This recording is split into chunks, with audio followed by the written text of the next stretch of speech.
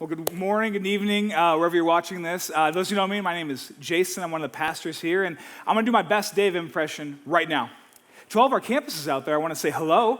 Kenosha, Racine, how is it going? To our online crowd, listen, I don't really believe you exist. I've never seen you, and you missed my birthday last year, but I am told you're out there, and most of all, to our Weekends on Wednesday crowd. You guys get complimented every week, so I'm just going to say, you're all right. You're good to go. All right, so those who know me, like I said, my name is Jason, and you're joining a great week to jump in with us as we do week 3 of Jesus Is, where our big idea for the entire series is this. If Jesus was who he claimed to be, it changes everything. And we spent the last 2 weeks talking about this, but before we jump in, I want to go ahead and I want to do this. I want to put some actually common and very real phobias. And I want to talk about them, so we all get a group therapy session out in the open. You'll get my bill in the mail later if this helps you. But I just want to jump right in, all right? So how about this? This first one is called aneutophobia, which is the fear of being single forever. Never finding the right one, right? How about this one? Balenophobia is a fear of slime, which I believe my generation, if you grew up in the 90s, we are immune to this because we grew up watching Nickelodeon, where the winner of every television show got slimed. That was the prize. So we will never be afraid of that, right? I went to Walmart and Kmart every week as a child and got new slime because I lost the old slime. So this will not be if you are in my generation. How about this one? Hellenologophobia, which is a fear of complex scientific terms. I really feel like we should have named that one better. Like, if we're going to diagnose you with something, it shouldn't send you into a fit just saying the word. Right? How about this? This one is syngenzophobia, which is the fear of family. Right? I think we're pretty clear of this one. It might flare up around the 4th of July, but we're pretty good until like Thanksgiving when those plans start being made. And then it's time for this one to flare up again. You can use that the day after Thanksgiving, actually. If you want to go Black Friday shopping, you need to get off from work, just say you have syngenzophobia, and they'll never challenge you. How about this? Nomophobia. Oh, sorry, no, tertophobia. See? This is actually, and I kid you not, the fear of cheese. I also like to call it, you can't live in Wisconsin. Like, this is very much like not just I'm a little lactose intolerant, I shouldn't have it. This is, if I break out a Kraft Singler right now, you will run in terror. All right, and how about this? This last one is nomophobia, which is the fear of not having cell signal. It afflicts a large portion of our middle school population. I'm not joking. You take them on camp or on mission trip and they lose signal for 30 minutes, it's like the world has ended. Leaders' lives are at risk if that happens. But I think there's one more fear that I want to put up tonight. I think we all actually suffer from this one. It is a fear of not fitting in. Or as a scientific term is, adolescence. No, I think this is real. I think it's something that we wish we grew out of. We like to think that we grew out of it, but we really don't. There's always that little bit of us that is afraid of not fitting in, afraid of not being one of the crowd, right? I'm not afraid to admit this. Depending on who I'm around, sometimes I do different things. I value different ideas. I make different jokes. I go to different restaurants. And maybe you're the same way. As a matter of fact, in September of 2017, Stephen King's It was re-released and reshot, much to the delight of horror, movie, film, critics everywhere. And if you're one of those, you're like, I liked that movie. Well, let me tell you, I did not. And here's why. When that movie came out, I was a grown man. I had a house, I had a good career, my 3-year-old daughter was running around. I knew who I was. And who I am is I hate horror movies. Like the entire month of October every year, I watch TV beneath a blanket because I don't want to even see the previews for this. But a couple buddies that I was working with at the church, they ended up looking at me one day, looking at each other and say, hey, did you know It was out? No, I didn't know. We should go. Oh, look, there's a showing in an hour. Let's do it. And from that moment, I knew I was in trouble. Because I had 2 choices. 1, be my scaredy cat self, or 2, fit in. And I had to make that choice. So they're getting their stuff together about 45 minutes later, and they're like, hey, I'll see you next week. They knew I didn't like horror movies. I'm like, no, let's do this. Let's go enjoy a demon clown killing kids. It'll be awesome. So we drive to the theater, and we sit there, and guys, I kid you not, I watched that entire movie staring at the seat in front of me. Right? I took like 6 popcorn breaks. I had a call that I had to answer. Right? I was terrified. Every jump scare made me pee my pants a little.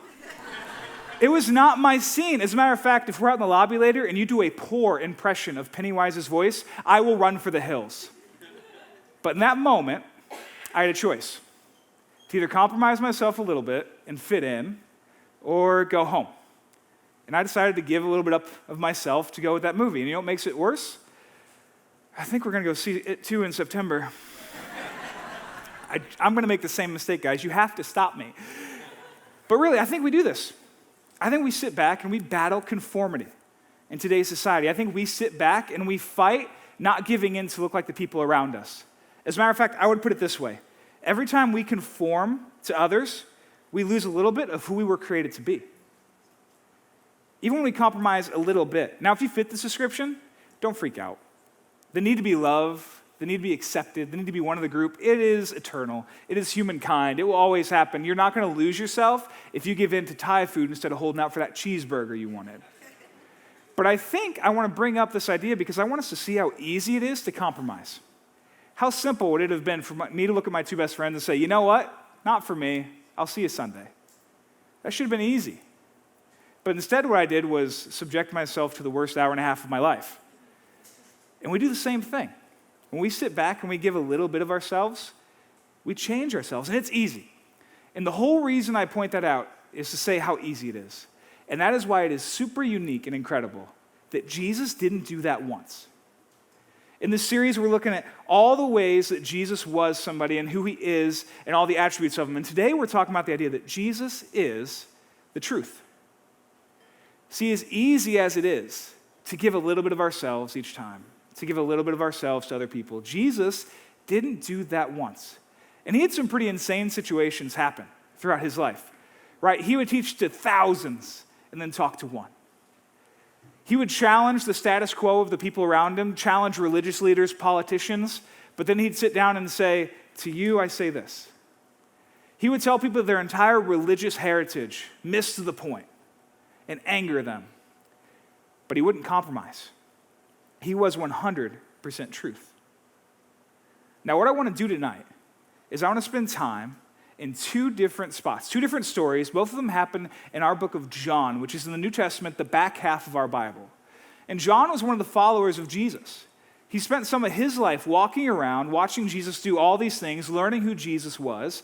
And then a few years later in his life, he decided to sit back and write down all the things that we needed to know so that we could understand who Jesus was, who Jesus is. So we're going to look at two different stories there, right? Actually, as a matter of fact, John said to Jesus that he was his favorite disciple. It's like telling somebody you're their best friend. Whether that's real or not, we do know the book of John gives us a lot of stuff that other books in the Bible don't.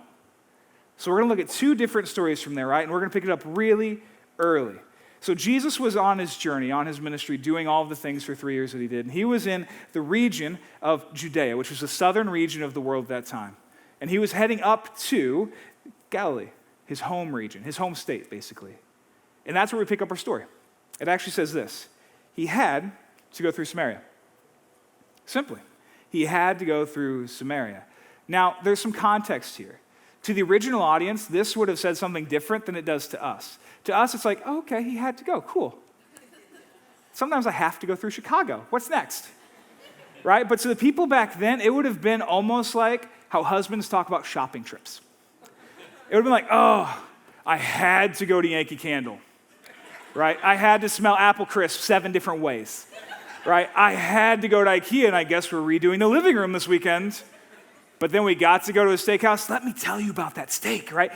To the original audience, this would have been saying Jesus had to go through Samaria because there was deep-seated racism and prejudice and hate between the Jewish people, and Jesus and his friends were Jewish, and the Samaritans that lived in that Samarian region.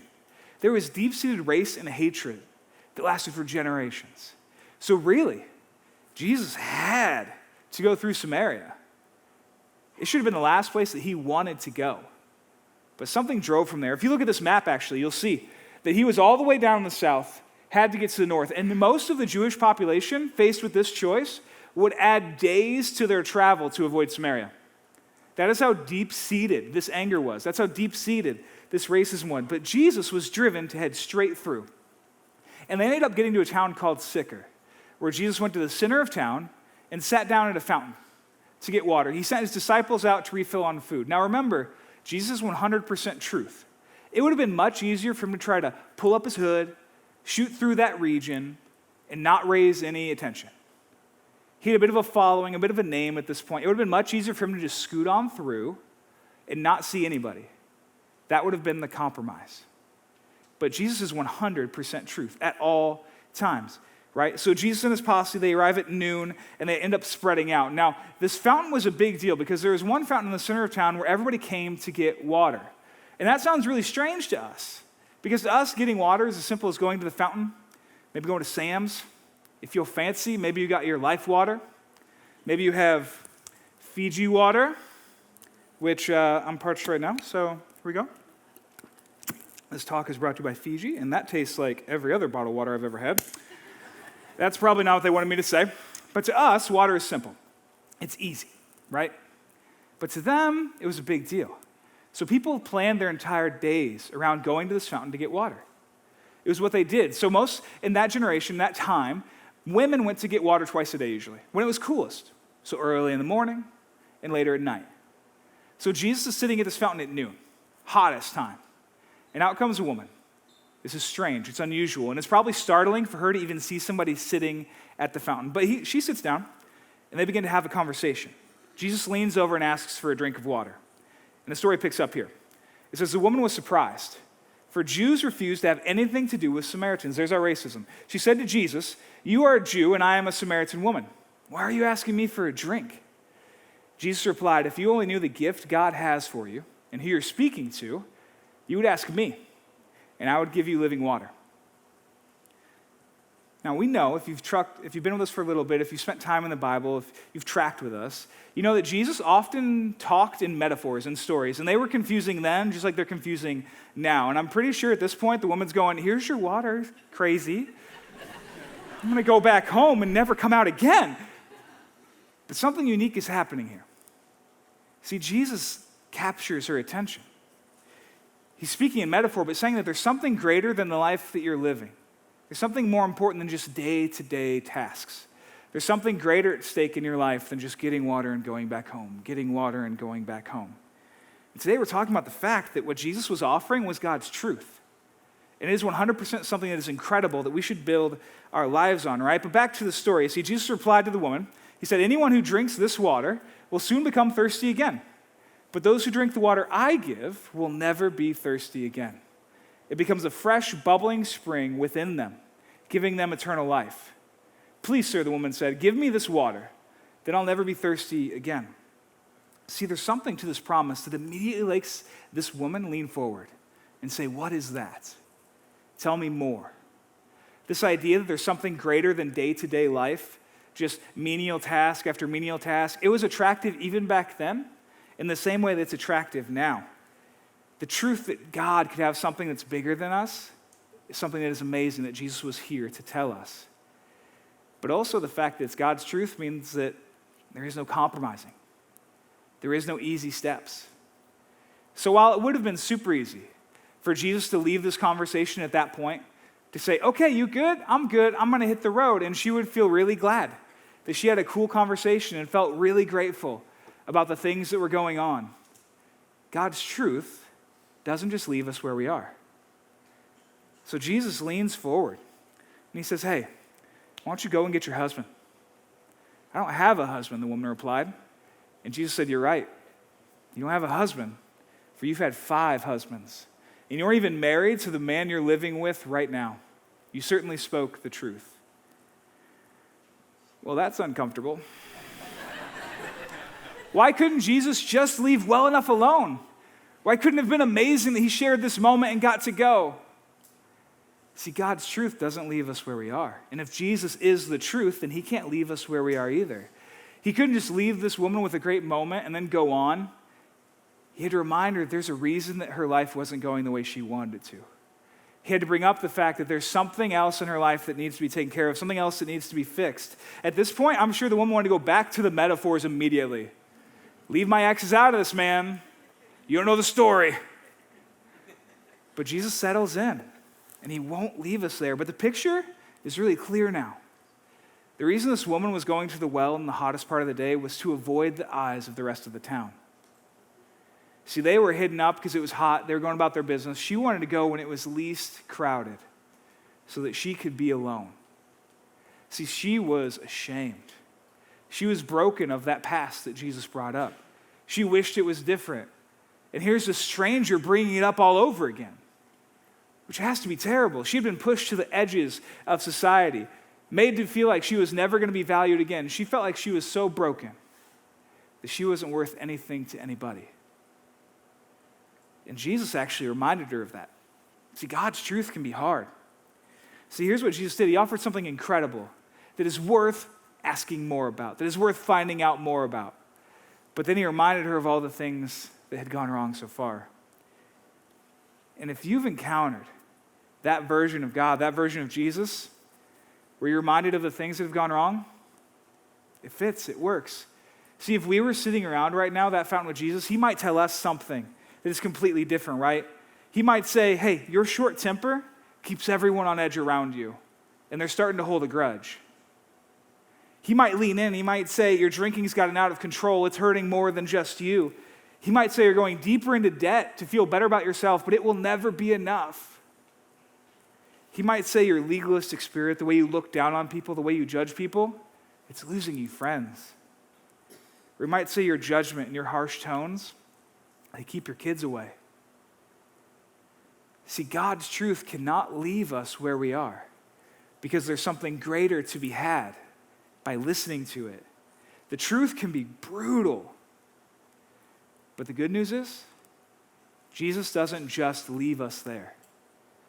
And if you've encountered a funhouse version of God that just leaves you most aware of your big nose or the things you wish you could change, I'm sorry.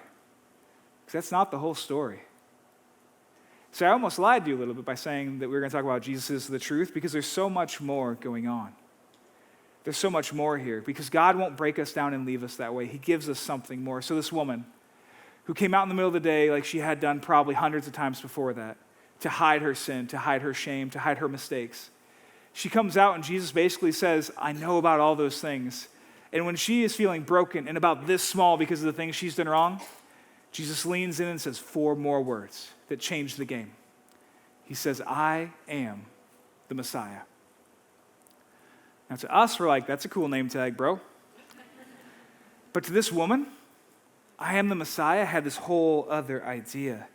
See, to a whole generation, several generations, hundreds of years of the Jewish people, they used to be on top, guys.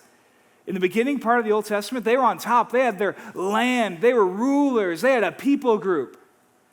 But then over time, they had been crushed and changed and chained and battled and broken. But they remembered that there's this one wild card coming, this person that was promised to be called Messiah. And he was supposed to be a political game changer that came in and overthrew all the people that oppressed them and give them new hope. He was supposed to be a deliverer, somebody that changed the game entirely. What they expected as a people group was to be able to look at all the people that had pushed them down and thumb their noses at them. They expected to say, we're back on top. They expected a conqueror. And that's why Jesus actually kept his Messiah title a secret. Because he came to give us something more than just a conqueror. He came to give us something more than just another win. He didn't want people to know about that because he didn't want that to break down the truth. But to this woman, this was a special moment. This was a secret moment. Because she had just been reminded of everything that had ever gone wrong. She had just been reminded of the very thing that pushed her outside of society. She had just been reminded of everything she wished she could change. But then Jesus leans in and says, hey, there's something bigger than that happening. There is something bigger than your mistakes happening. There's something bigger than the things you wish you could take back happening. There's something greater than anything that you could do, and it is right here. See, to us, that's just 4 words. But to this woman, it was a whole new hope. Because her past was going to be left there. And she was going to have a whole new future to chase after. And that's why what we're really talking about here is that as much as Jesus is God's truth, he's also a full display of God's grace. As much as Jesus is the truth, Jesus is also the grace. Jesus offers this woman an amazing promise, reminds her of all the things that have gone wrong, and then tells her that something greater is happening. See, way earlier in his letter, in his book, John actually said this. One of the first descriptors that John ever gives us about Jesus is this: for the Word became flesh and made his dwelling among us. We have seen his glory, the glory of the one and only Son, who came from the Father, full of grace and truth. He basically says from the beginning, Jesus was God. He was the Word of God. He was with God. He was living right alongside God. But then we needed somebody to show us what God was like. So Jesus became human. And he lived a life among us so that we could see what was going on. A different translation of the Bible says that Jesus put on flesh and moved into the neighborhood. That is a half terrifying idea and a half very comforting one. That Jesus moved into the neighborhood. He moved into our families, into our groups, into our relationships. And then John says, we have seen the glory of Jesus. The people who lived with Jesus, the people who walked alongside him all the time, they got to see something that was amazing, that we can never fully understand, but we're going to try our best to. Because we generally mess this up. We know that you can either be full of grace or full of truth, right? You can be very forgiving or you can be very straightforward. And you know this about yourselves. You know this about your friends, about your family, about your kids, but you definitely knew it about your parents. When I was 16, the first winter I had a license, I decided what I wanted to do more than anything else in the world was become the Fast and the Furious. So I went out in my Chevy Cavalier, chick magnet, and we got in the car, and we waited for it to start snowing. We did some donuts in the parking lot, just enough to really be kind of safe still, and I felt that was real good. So we decided what our life dream was at that point was to find the nearest cul-de-sac and to drift around the entire thing. So we found one about 5 minutes later. I drove through it, and I kind of went, all right, this is it. This is good. We took a while to get back to it because I got lost. I was new at driving. And then we come in, and I'm like, here it is. Let's do it, Corey, my friend. Let's do it. We hit it. We start to drift right into a car. Came out of nowhere. Oh, no, it was parked. Apparently, at some point, they had come home from our scouting lap. So I go up, and I basically say, hey, I hit your car. It was really nice until then, too. And then I had this game-changing, life-changing moment where I had to choose between my dad and my mom. And it took me about 3 minutes to decide my mom, because she was grace-filled. She was forgiving, right? She would say, you know what? That sounds terrible, baby. I'm so sorry you went through that. It's okay. We'll pay for it. 15 years later, she has never brought up that accident once. But I knew that she was who I needed to call because she was full of grace. If I would have called my dad, who was full of truth, I'd probably still be grounded. My wife and our 4-year-old daughter would live in my high school bedroom, and that'd be terrible. Basically, I knew that my dad was full of truth. And this is how we see this in life, right? We see each moment as either being forgiving or punishing, being freeing or something that we have to live with, being something we get to leave in the past or something that will live with us forever. We see grace, we see truth. But what Jesus came along to show us is that maybe, just maybe, there's something greater at stake. He could be the truth and be the grace all at the same time. Remember, he looked at this woman and he said, there is something amazing happening, but you have screwed up. That is the truth. Your past is something that breaks you down. But then he looks at her and says, but I'm Messiah. You have hope. You have grace. You can do something with this. And that's something amazing, right? We actually see another story in John that happens to a different woman. Jesus is in a different town, and he comes across this woman who was actually caught in the act of adultery. And laws back then were basically punishable by death if you had an affair, period, if you had any adultery going on. And she was actually dragged out of the bedroom. So there was no denying it. So what the leaders of that day, what the religious leaders of that day, the politicians did, is they drug her to the center of town, and they were about ready to stone her, to kill her. And Jesus happens along. And they basically say, this is a good time to trick him. Hey, Jesus, you have a following. You're a teacher. What would you have us do? She was caught in the act of adultery. And this is a hard spot for Jesus to be in. Because the truth of the law is, yeah, we can kill her. As brutal as that is, as terrible as that sounds, that's how it worked. And if Jesus answered like that, he loses all of his following that he has because he's told them all there's something greater to live for. Or he could answer, you know what, let her go. Let her free. And then he risks his life because he broke the law. So what is he supposed to do there? It would be great if there was just some way to change the game entirely. But what could he do? So what he actually does is he rewrites the entire game. The entire moment gets changed, because what Jesus does is he bends down into the dirt and he starts writing something. Now, the Bible doesn't tell us what, but most scholars agree it was probably one of a few different things. It was either the sins of those religious people, so they were reminded that the truth was they had broken the law too, or it was their shame. It was something they wished they could hide, maybe not illegal, but it would ruin their reputation. It would be like that past that they wish they could get away with. But he bends down and he starts writing something.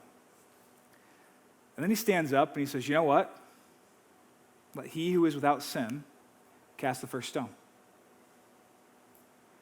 And one by one, those leaders, those politicians, they start drifting away because they're face to face with the fact that they weren't perfect either. And then Jesus turns to the woman that was just on the brink of death and he says this, hey, where are your accusers? Didn't even one of them condemn you? No, Lord, she said. And Jesus said, neither do I. Go and sin no more. See, in a game, in a life, in a situation that's set up to either be grace or truth, Jesus basically walks in and he says, no, there's something greater going on here. There's something that can change it all. I am that thing that can change it all. I am the Messiah.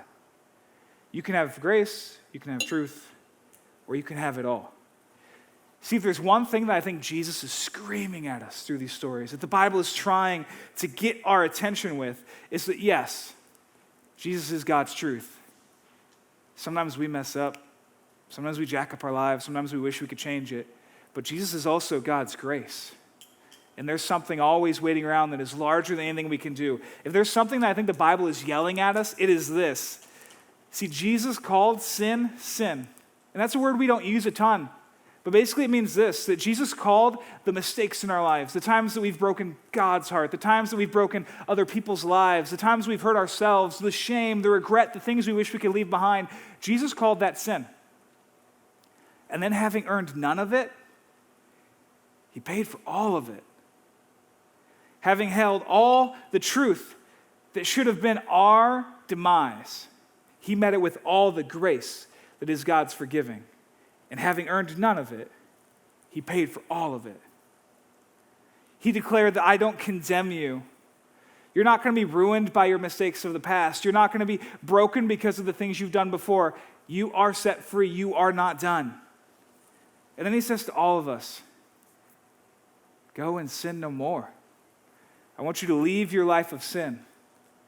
But then he says, if you don't, I love you.